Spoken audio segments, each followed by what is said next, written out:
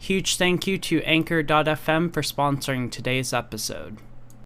Hey, how's it going? Welcome to the Arken Cast, episode 3. This is my third time doing it, as I just said. So today's episode is a little bit interesting. We got some old stories from my past. We got some new movies to talk about.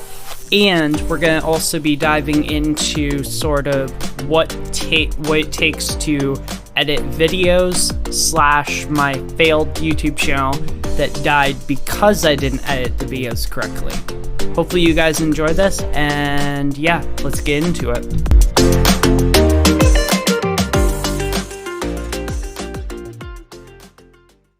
Alright, so a lot of good movies, a lot of really good TV shows that came out this month and last month.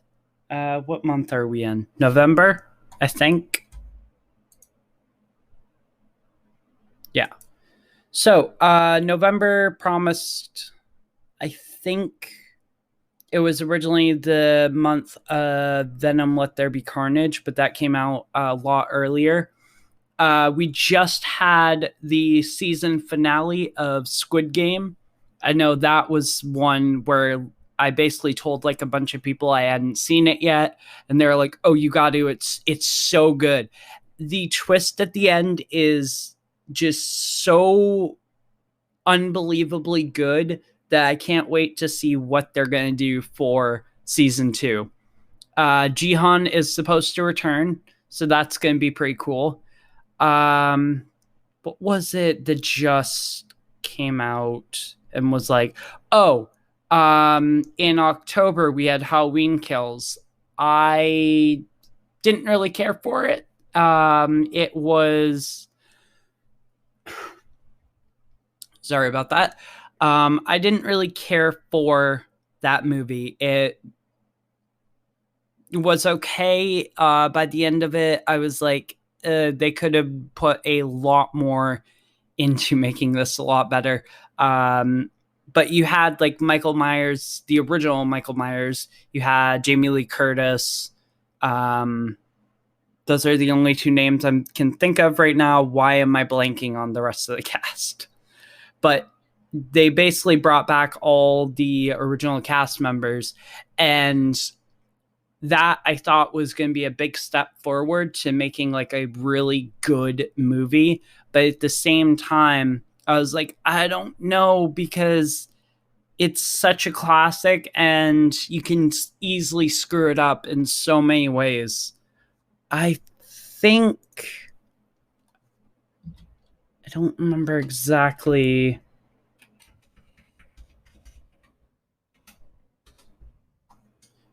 I'm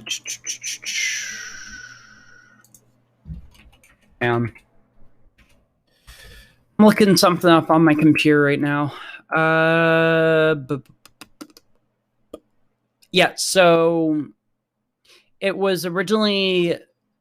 Well, the original date for it, which in the movie they show is the 2018, when the remake of Halloween came out, because that night was like Evil Dies Tonight. So basically what happened in the first movie was they thought they had caught Michael and thought he was going to burn down with the house, but it turned out that he didn't.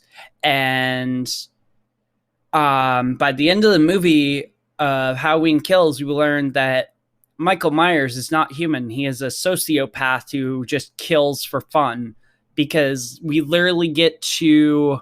I think it was... They got him trapped basically on the street, and there were like cars in all directions basically blocking him from leaving, and they just started beating the shit out of him.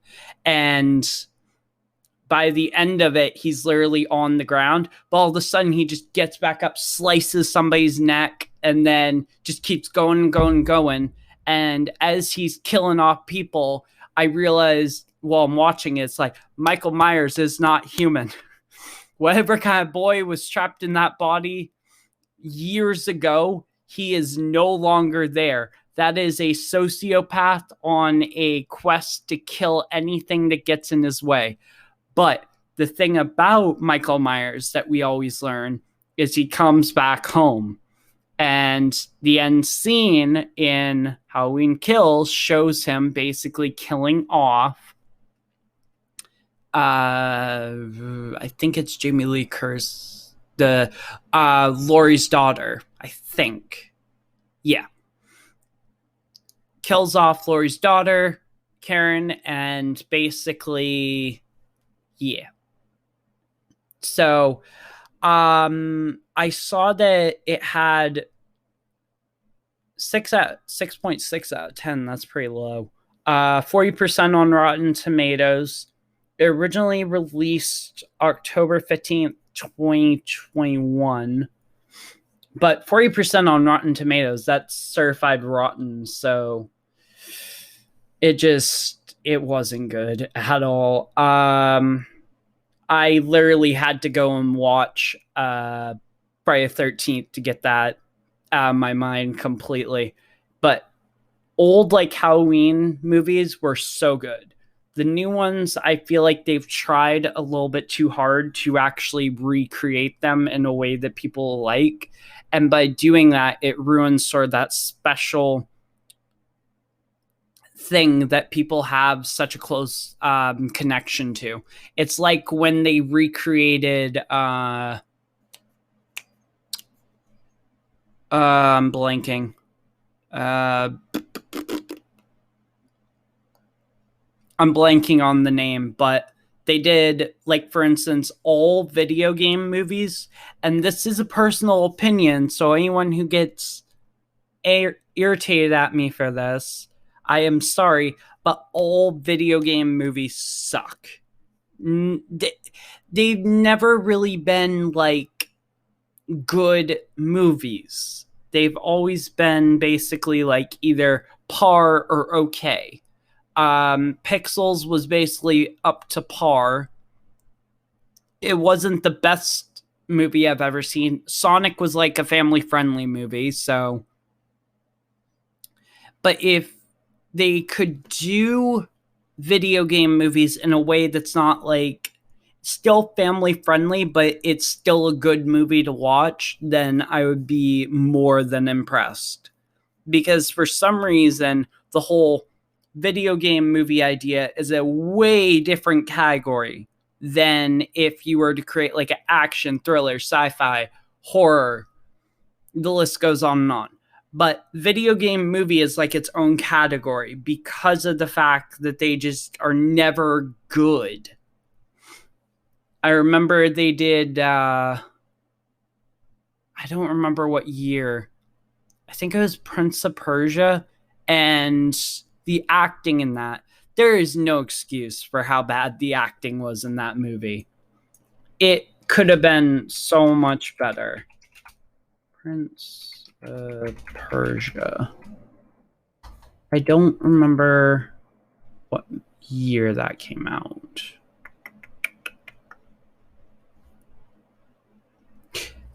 (2010). Okay. So, yeah. It was just not good at all. So a little bit of a different thing. Let's forget about the horrible movies and let's talk about Squid Game. There will be, if you have not seen Squid Game yet, there will be spoilers in this episode of the podcast. So for those of you who haven't seen it, please click off and go watch it. For those of you who have, join me as I talk about it because, man, there was such a twist at the end. So we start basically, I feel like I'm starting a summary. But anyway, we start with Jihan basically with his mother. And then a little bit later on, we find out that he's basically into gambling and betting on horses. As the season progresses through the first episode, we find out that he has to buy his daughter supper, and it's one of the reasons that he feels that he's not a good person.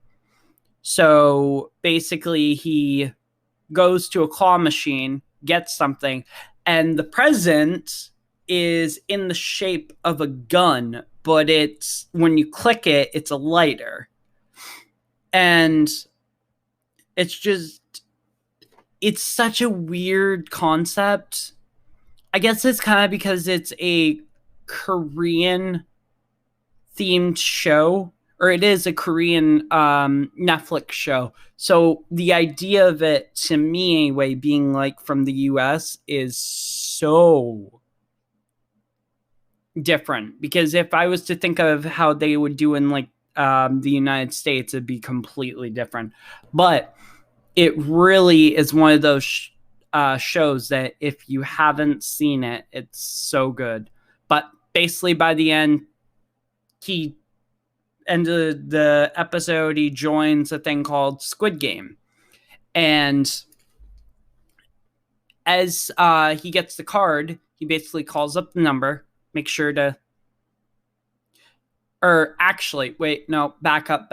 My brain is not working with me. He plays, I don't remember what it's called, because I think it's a weird name, and I honestly can't remember how to pronounce it. Duchy?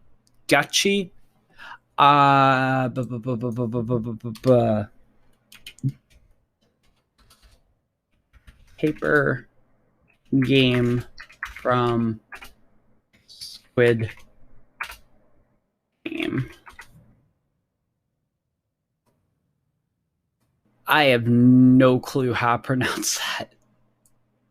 Let's see.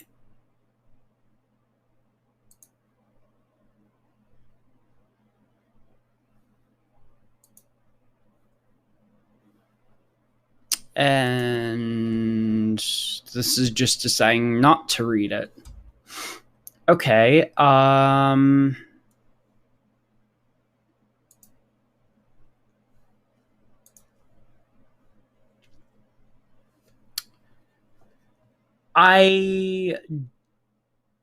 Dakji. I'm gonna say that's, but it's basically a game where you throw this folded piece of paper. It's basically a flip game where as soon as you have to hit the other person's paper and flip it in order to win. The funny thing about the episode is every time that Jihan lost, he got slapped in the face by the businessman. So basically what was happening was every time he missed and just didn't hit it and flip it, or hit it a little bit but still didn't flip the business guy's paper completely over, he got slapped right in the face. I remember watching it. It's like, this is fucking hilarious. And as it goes on, he basically joins Squid Game. Most people know how it goes on. He basically plays the games, gets two people left, him and his cousin. I don't remember which, but Shangwu, something. But it's basically somebody who he knows, and the last game is Squid Game. But before Jihan can win, he basically what happens is, well, the entire show is about death, so I'll just leave it there because I don't want to spoil the entire thing, but yeah. But the show itself, I was really happy to watch because of the fact of how sort of in-depth it's like, oh, but people from inside the organization are plotting against and doing these sort of things. And there's the secret twist that the undercover officer finds out about one of the members, and it's like, oh my god, I never thought that this show would have like so many different twists and turns, but it just goes to show that if you're thinking in the terms of like United States shows compared to like Korean drama or like Korean themed Netflix shows, then it's a completely different ballpark. But I have to say, personally, I would probably give Squid Game, I would probably say 9.5 out of 10. It's not a full 10, actually. Probably 8 out of 10. There's still room for improvement, but I feel like they probably will do that in the upcoming season, which I have no clue when that's going to be, but I know that it will be coming out probably next year, I think. Yeah. I have a feeling anyway that it's probably going to be next year. I'm excited to see which characters will return and what will happen. It sounds like Jihan is going to become the hero and potentially maybe stop the Squid Games. We'll see. But yeah, that's basically me ranting for 15 minutes. Yeah. What other thing do I want to talk about? I think I had another thing in my notes.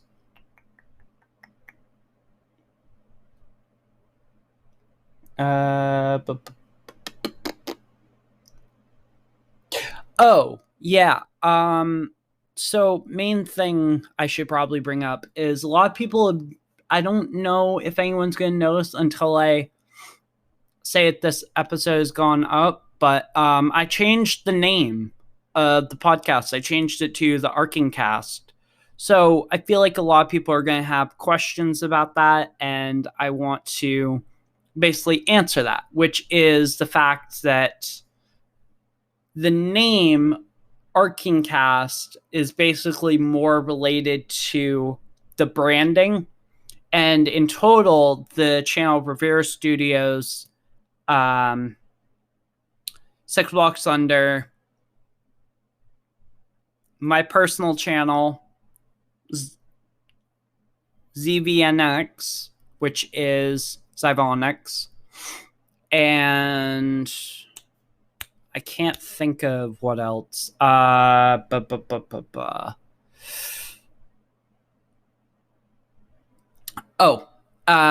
Silentex is all part of a bigger brand called Arken Entertainment, which henceforth Arken Cast. Let me know what you guys think about the new cover art for the Arken Cast. I really like it, actually. I think it looks really good. By the way, in the next couple of episodes, I want to hear from you guys. I'm going to be adding a new segment into the podcast called Listeners' Questions. And if I have a guest, we'll both answer them. If it's just me, I'll answer your questions. I want to make something perfectly clear. I'm only answering questions pertaining to topics, not so much personal questions, unless it's a question that I feel like is not too personal, but I can still answer pretty well. So, yeah. I just wanted to put that out there, and I think that is it for this segment. I think, anyway. I'm just looking at my notes real quick, and I think that's it for this segment, at least. Yeah. Main topic is covered. I think so, anyway. Yeah. All right. We're going to take a short little break real quick and then move on to the next topic of the podcast.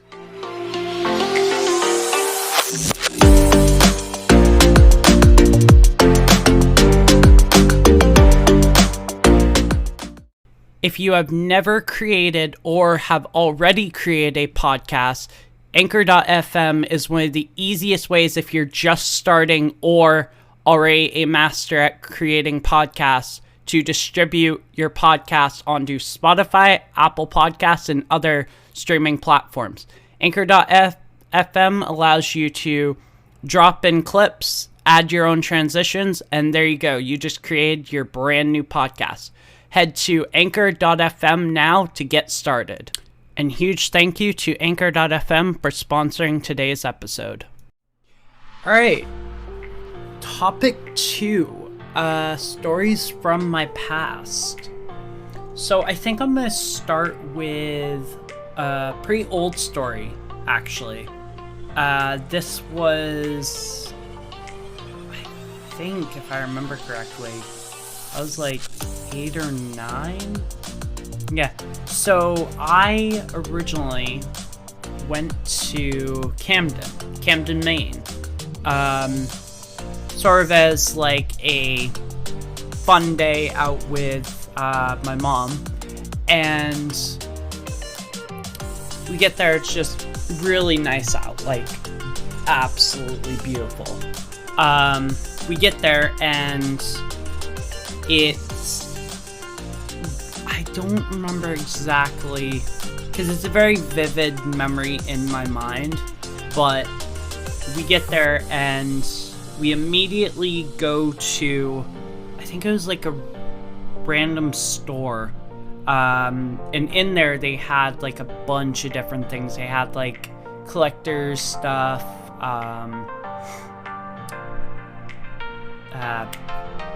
I'm drawing a blank on the name, starfish, and just a bunch of different things. Things that you would collect from the ocean and then basically turn into like a novelty sort of thing.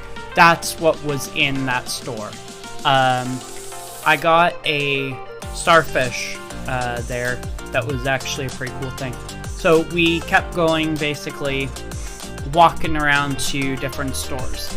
As we're going through different stores, we come across this one that's like sort of a toy store, and immediately, funniest part about it was, I was like, first thought in my head, it's like, I'm gonna grab a foam sword, and it's basically son and mother just in a store with foam swords battling each other. My aunt's just standing there. She's like, oh my god, you two are unbelievable.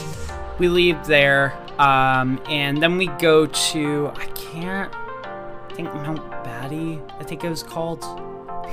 I'm not exactly sure, but we basically drive away from Camden, and it's a little bit further, but we go from there, and we go up to a place called Mount Batty. There's like a little castle, basically up on the mountain, and it's so nice in there. It's like a really antique sort of looking sort of tower, and we take a couple of pictures in there. As we're taking pictures, I looked out, and basically from where we were standing, there was a drop down. There was a area that basically went off the cliff, and looking downwards, you could see like the whole city of Camden. The thing about it was, we were taking pictures, and as we were taking pictures, I was stepping more and more and more closer to that cliff. And as that was happening, I didn't realize that I was so close to the cliff. So as I was doing that, I was like one step back from basically going over the cliff. My mother grabs my shirt and just, before like she grabs my shirt, she yells, it's like, Trevor, and she immediately like grabs my shirt. I'm just crying because I have no clue. And I look behind me, and immediately I'm like, oh my god, because she just glad she grabbed me in time, because if she didn't, I would have gone right over the cliff. And that's like one of the craziest stories from my past I know of. I think another interesting one is, I was in And the weirdest part about this is I did some dumb shit in middle school. There was... What was it that we did? My group of friends, anyway, which I'm not going to say the names of the people, but my group of friends, we basically would... Okay, how do I say this without making it sound... You know what, I'm just going to say it. We would basically snort candy. Pop Rocks, Pixie Sticks, Smarties, anything that basically was little pieces of sugar melted together, we would try and snort. I know it sounds bad. It does. It sounds really, really bad because of the fact that we would do that. It would immediately hurt. I mean, it literally would hurt so bad. We would do like Sour Patch Kids, the tartaric acid that was in the bag. Just, it was crazy. We absolutely, I think one of the worst things we possibly did, I think anyway, God, because the problem is I don't remember it that well, but I remember it happening. I feel like a lot of my viewers are probably gonna get this reference, but as I was in middle school, Pokemon Go was a really big thing. I was basically known as, because we played a lot of Deluge RPG. Deluge RPG is, for any of you who don't know, it's basically an online RPG version of Pokemon, but the thing about it is, right after you are done with your battles, your HP on your characters go like right back up. They don't stay down like in the game, and you can collect like basically every single generation. And I remember just sitting there with like our school laptops, just basically pressing and just going around the different maps, trying to locate legendaries, trying to locate Pokemon that were rare, dark forms, just a bunch of stuff. So that was a really big part. So in, I think it was 7th grade anyway, we decided, well, we thought it'd be funny if we did a live, almost like Pokemon tournament in the middle of the cafeteria. So basically I had one, which was one of my friends as Pokemon, and then I can't remember who else it was, but we decided to basically do a live Pokemon battle in the cafeteria while it was full. No, wait. No, it wasn't full. It was at the end of the day, I think. Or was it early morning? It was like early morning or end of the day. We decided to do a live Pokemon battle. Freaking, some of my friends were like flying across the cafeteria. It was hilarious. The teachers were not happy. Most of us got in trouble that day. We didn't get suspended, luckily. But a lot of us did get in trouble because technically that's not really something you're supposed to be doing in school. So it was definitely a more interesting thing. I think, I don't remember, there are like a bunch of other stories from being in middle school that just, they're there but they're not like full, so it's like I don't exactly remember exactly what happened, but that was one that was just like insane. When I told people that like weren't there about it, they were like, oh my god, you did not. We were crazy. Middle school was like the defining moment of who we were, who our group basically was, and it just, it was insane. And the thing about middle school is that was like your make or break moment in terms of getting with a group of friends that you would basically have throughout high school. I know when I was in elementary school, which was literally some of the hardest years of my life. I got bullied a lot, and because going from the school that I started with, kindergarten through 3rd grade, that was where some of my friends were. And as I moved into elementary, 4th and 5th, it basically went from being not in the same classes as most of my friends and not being in the same lunch schedule either. So I barely even saw them. As I got through high school, though, I kind of realized that a lot of the people that were my friends, not really anymore. But as I've gotten older, I think I've realized that there's certain people that will stick by you, but at the same time, there's certain people who are just there to take advantage of you. So, yeah, there was another story that I was gonna talk about. Oh, so this isn't really technically a past story, but it's more kind of a story about something that happened while I was in middle school.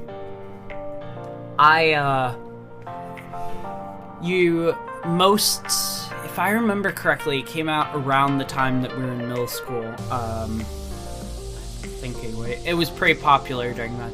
But during the time that we were in middle school, I was a big fan of Undertale, and so were a lot of my other friends. For anyone who doesn't know what Undertale is a game created by Toby Fox in a 2D style format that basically is like a adventure story-based game, and it's really, really good. I can't remember exactly what it was, but we basically were going to create, I think we were going to create a story, unless of course it did happen. I don't quite remember, but we were going to create a sort of like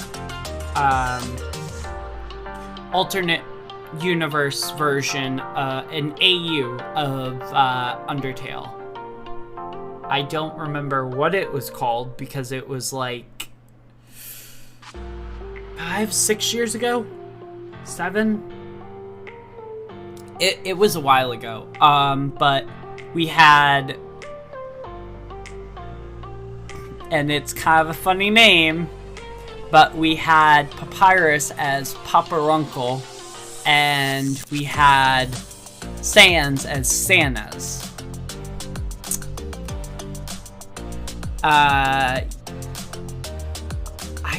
That's pretty much all I remember, though. I don't remember much else from that. I think it's kind of because of the fact that my brain just went into absolute chaos mode. I just, for some reason, started thinking of random stuff.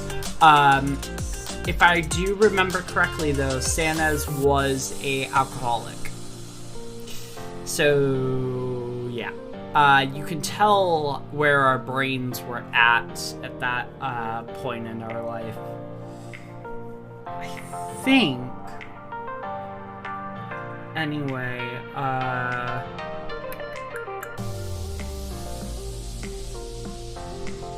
think those are all the stories, anyway.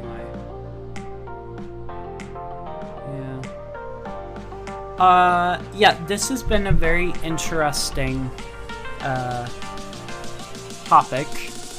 I feel like there's one more that I wanted to talk about.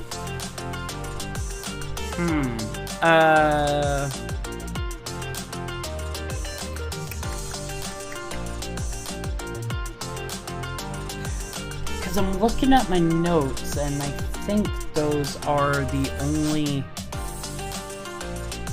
ones that I want to talk about.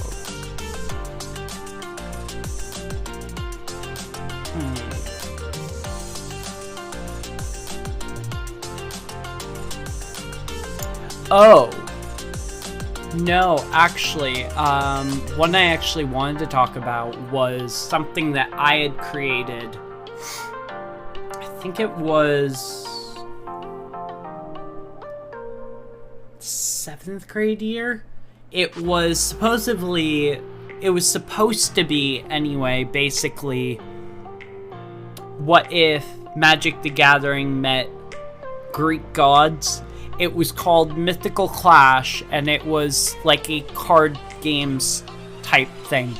I never really went through with it because it was one of those things where by the time I got into doing that, it was like, oh crap, I need to figure out some artwork for this.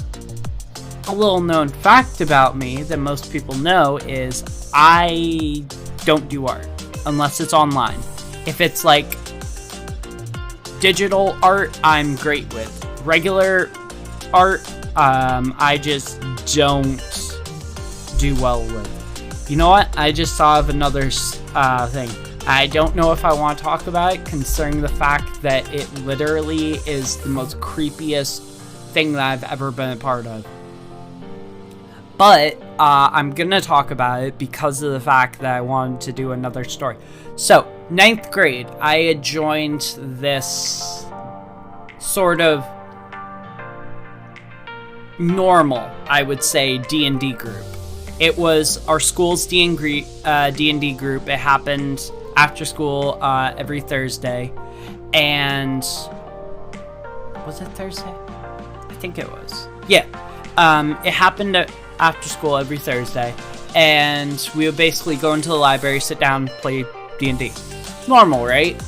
We get into, I would probably say 4 sessions, and it starts getting to the point where it's like, whoa, okay.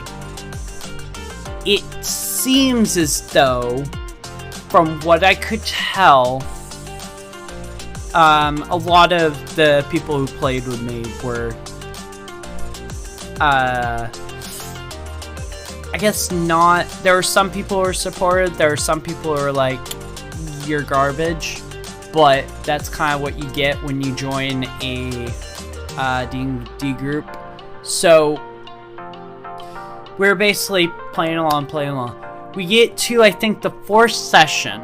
And it goes from basically being normal to just doing an adventure to, I would say, perverted real quick. We basically, if I think I remember this quest right anyway. We had to rescue the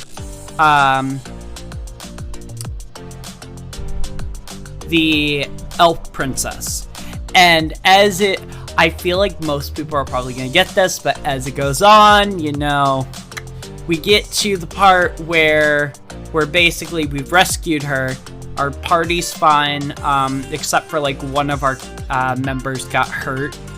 And we get to the part where we basically rescued her. We're back at the castle, and the DM says, all right, orgy has broke out. I'm like, in my head, I'm like, okay. And I guess at that point, I was like, this has gone from being like normal D&D to just WTF, like so quick. And as it's going on, he basically says, and so that I don't get in trouble on Spotify, I'm going to basically say, he says, describe your member. I feel like most people are probably going to get it when I say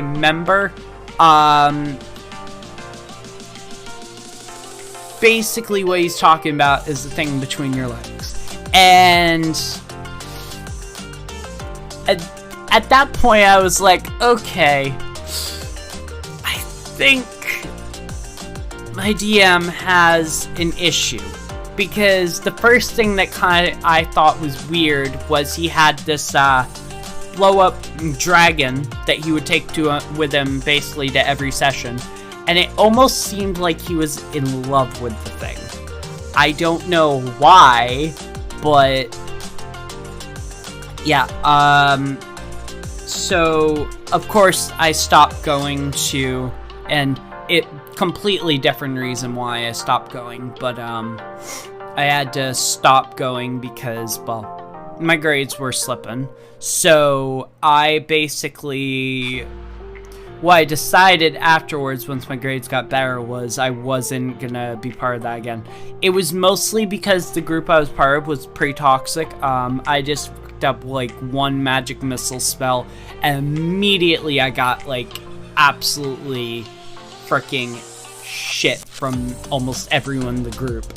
And I was just like, you know what, this is just not for me. Couple years, I think it was 10th grade? Yeah. 10th grade, I started my own. I had my friends in my session. Of course, at the time, I didn't really write up a entire backstory for the place. So the name of my campaign was called The Isles of Tresharn, and I definitely think I could have done better with writing the campaign, making sure that it was all put together. But that being said, one of the campaigns that I played with Einstein was a campaign, basically a open world version. I pretty much played that with Chaosperator. I'm not gonna say the actual person's name, that's his Discord name, but I basically played that with him, and I kind of felt confused because the problem with open world in that sort of style is the fact that you basically are just going around doing whatever. You don't have a set sort of quest line, and you don't have a set sort of idea of where you're headed or what's going to be happening. I preferred when Chaosperator did his campaign because of the fact that it was like set. You had one of the greatest names by far, which was Lord Magnar Buckethead. I absolutely loved talking to him in the campaign. And yeah, no, I had so much fun playing my friend's campaign. It was one of those things where after a while, though, we kind of went like our own separate way. But the thing about it was the fact that he was busy, I was busy, Einstein was busy, and we didn't really have time to sit down and play.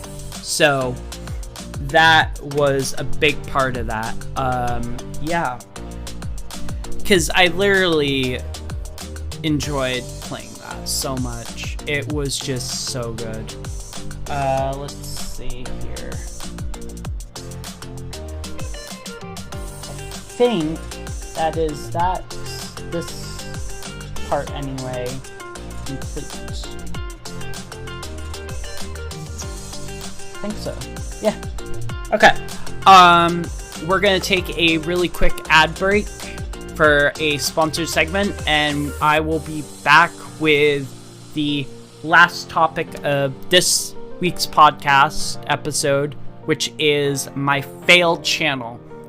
You're gonna want to stick around for this. I guarantee you guys are gonna like it.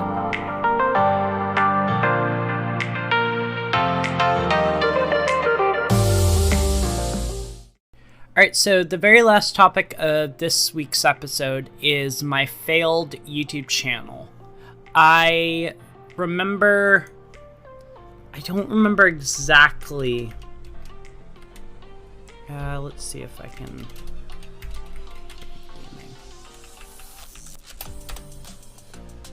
Let's see if it pops up or, like, at all. Overrated gaming, Probably not even gonna pop up, to be honest. Wait, is it because I had 2? Maybe it was because I put 2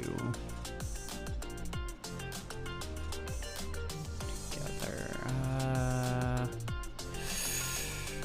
I don't think it's going to pop up. Okay, so the basic concept behind the channel was I would basically play different games, and as I played...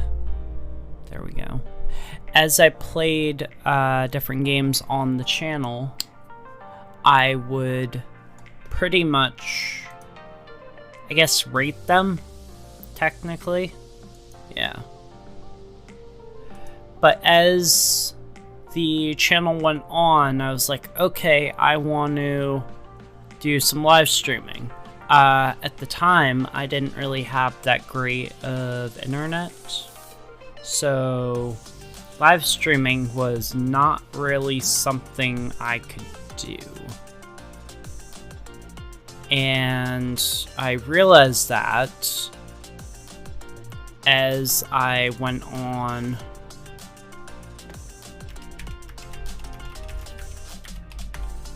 I'm trying to remember what the password was. I honestly don't remember what the password was. Huh. I wish I could, but... Okay, so maybe instead I should talk about the other channel. Yeah. So I literally only uploaded one video on... And this was during the time where it's like, I want to start a new channel where instead of playing on like my main channel, play regular games, I was like, I want to do sort of like videos where I don't show my face. Basically, a whole fresh start. Not even showing my face in videos. There was a time where I was like, yes, this will work. It has 23 views, which is not bad for a channel that only has 5 subs. But at the time, I was like, yes, this banner looks awesome. And I think the banner is the one part that kind of made me realize that the channel just wasn't going to succeed. I then only focused on Zyvonics and furthering that channel and building the Arken Entertainment brand. I literally, looking at like this banner now, it says Crystal Zone Gaming, and then it has like a red subscribe button. Looks like it's just pasted in there. You have Crystal Zone Gaming as the Instagram brand. It doesn't look as good as my current channel banner. I feel like I could have done better on it, but at the same time, during that time, I had no clue how to edit. I had absolutely no clue on how to do things so that it's like YouTube recognizes them instead of being like, yeah, this is just not gonna work. The other channel I had was called Overrated Gaming. So technically I had 2 failed channels. Because, yeah, I was just thinking about that for a sec. Technically I had 2 failed channels because of the fact that one of them was, the problem is I don't know if I'm going to be able to find the channel. Overrated Gaming. 5 nights with 69 See if I type that in, maybe something will pop up. No. Nope. I thought maybe if I typed in Five Nights with 69, because that was the video that I did on that channel, it might pop up with something, but it's not. I'm wondering if I can actually retrieve the account though, because I can't remember the password though.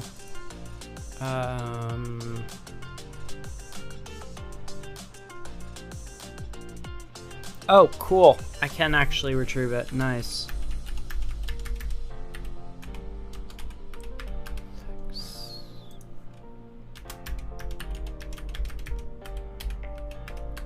Okay.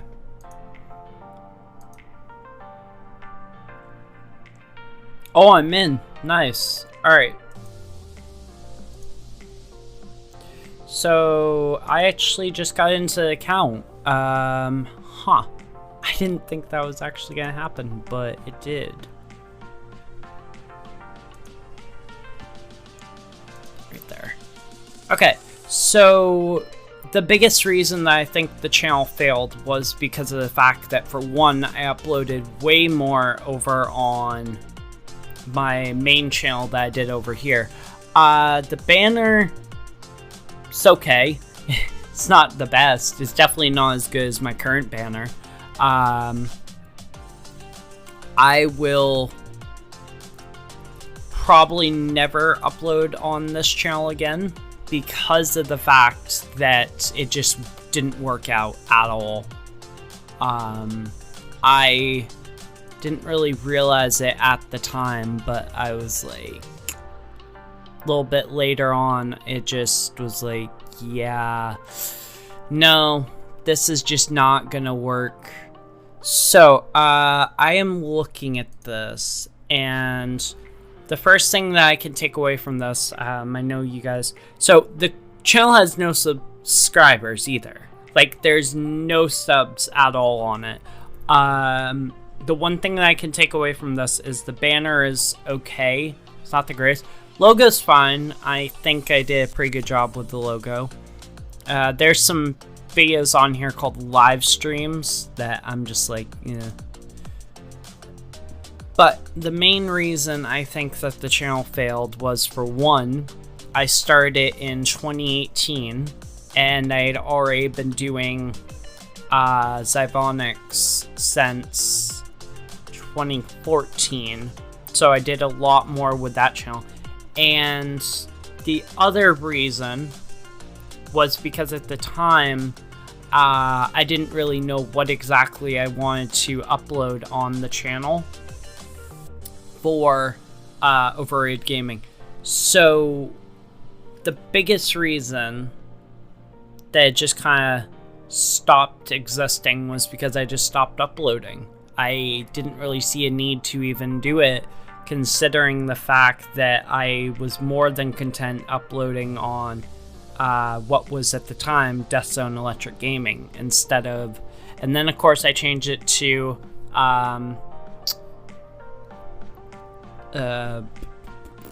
I changed the main channel to, I think it was Zion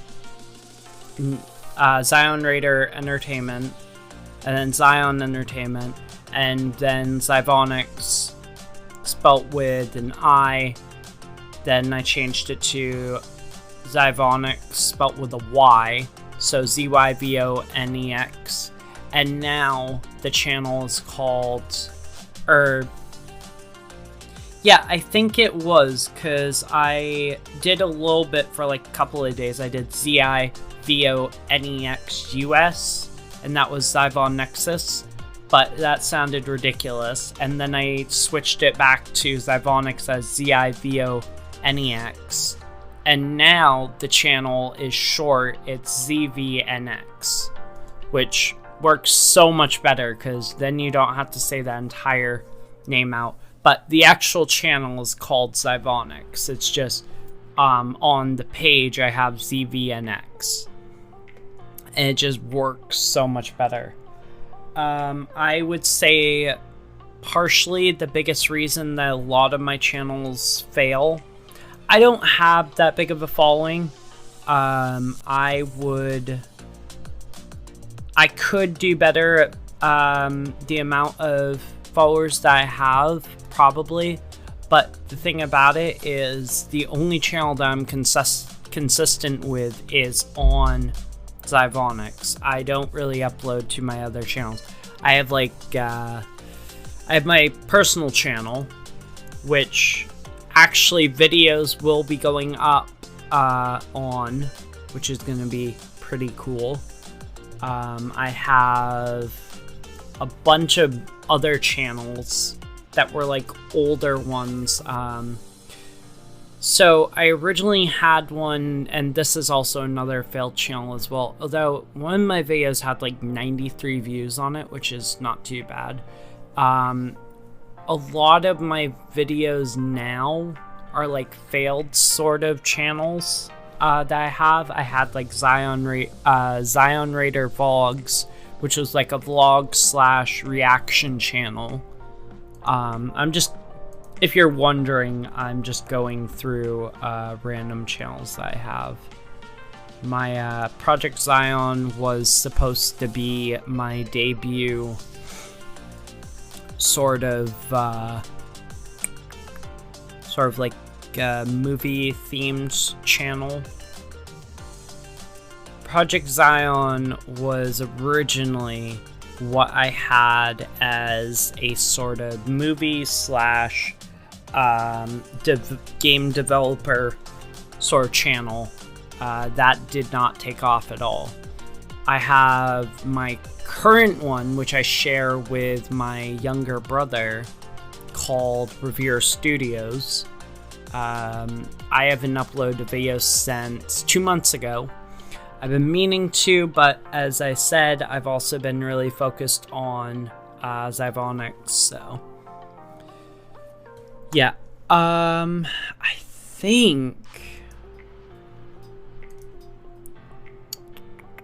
think that's basically it. And then of course I had like some dumb channel names. I had one of the oldest channels that I've ever had was titled Atomic FNAF Answers, which was supposed to be like a FNAF conspiracy theory channel. And as I did that, I was like, no, this is stupid. This is not gonna work. Because the biggest thing about it was at the time, I basically, sorry, you're no longer able to access your channel due to a change in your school's admin. Okay. But at the time, I was like, yeah, this is a good idea. And then it hit me that, like, I think it was 3 months later, I was like, I don't really enjoy FNAF as much as I used to. So that channel ended up failing. And then of course I have one of my oldest channels, which is I don't even know if it's still around. I don't even know if the channel is actually still around or not, because when I originally created it, I think it was just called this one, actually.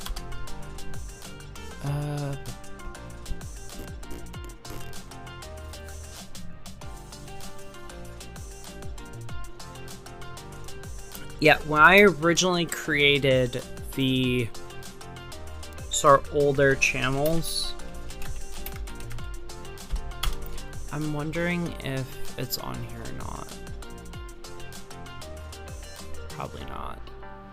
It's probably since been gotten rid of. I originally had a video on YouTube, the Too Much TNT mod. It's definitely not on here anymore. Like, it's gone. But me and my older brother, Silentex, originally made a video with the Too Much TNT mod, so. But that's basically it for this segment.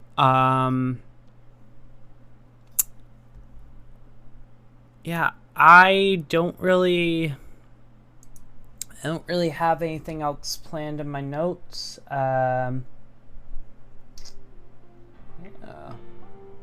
That's pretty much it for the segment. Because I'm looking in my notes and I'm not seeing anything else. Alright, so that's it for the segment, and on to the outro, yes.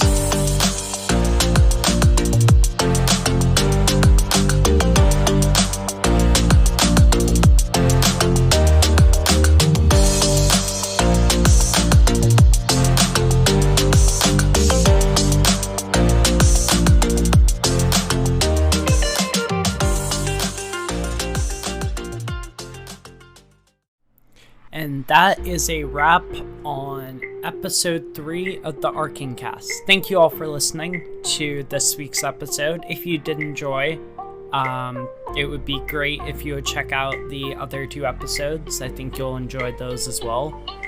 Stay tuned for any more updates on the podcast, and if an episode doesn't come out exactly at 2 p.m., don't worry, because it will come out that day. It might just mean that the Anchor.fm software is a little bit slow, but that's completely fine because it will be coming out. Stay tuned for the next episode, which is episode 4, and yeah, thank you all for listening, and as always, I will catch you in the next episode.